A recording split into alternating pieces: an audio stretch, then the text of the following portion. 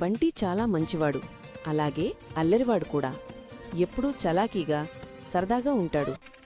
ఆటలు ఆడటం, chocolates, lollipops తినడం, జోకులు చెప్పడం అతనికి ఇష్టం. కాని బంటికి బ్రష్ చేసుకోవటం అస్సలు నచ్చేది కాదు.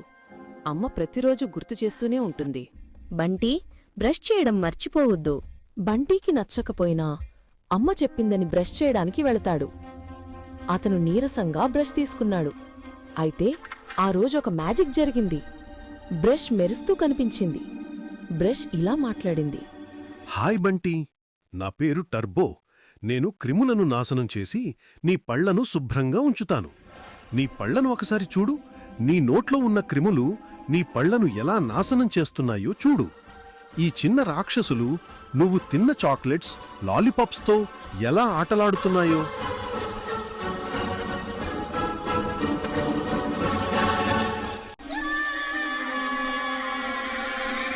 నా నోట్లో రాక్షసులా అని బంటి అరిచాడు. పోరాడదాం, వాటిని తరిమేద్దాం బంటి.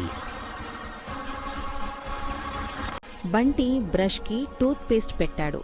టర్బో టూత్ పేస్ట్ మాయాజాలంతో శక్తివంతుడయ్యాడు. వారు నోట్లోకి దూసుకెళ్లారు.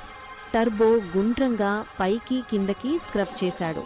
టూత్ పేస్ట్ నురగా క్రిములని భయపెట్టింది. ఈ తాజాదనం మాకు ఇష్టం లేదు అంటూ క్రిములు పారిపోయారు. టర్బో తుఫానులా తిరిగి పళ్లను మెరిపించాడు. పళ్ళు వజ్రాల్లా మెరిశాయి. బంటి నవ్వాడు. ఆ రోజు బంటి రాత్రి కూడా బ్రష్ చేశాడు. బంటి, సిద్ధమా టర్బో అంటాడు. పద బంటి, క్రిములని తరిమేద్దాం. అప్పటినుండి అమ్మ చెప్పకముందే బంటి రోజు బ్రష్ చేసేవాడు. చాక్లెట్స్, లాలీపాప్స్ కూడా తినడం తగ్గించాడు. పళ్లని ఎప్పుడూ శుభ్రంగా ఉంచుకునేవాడు.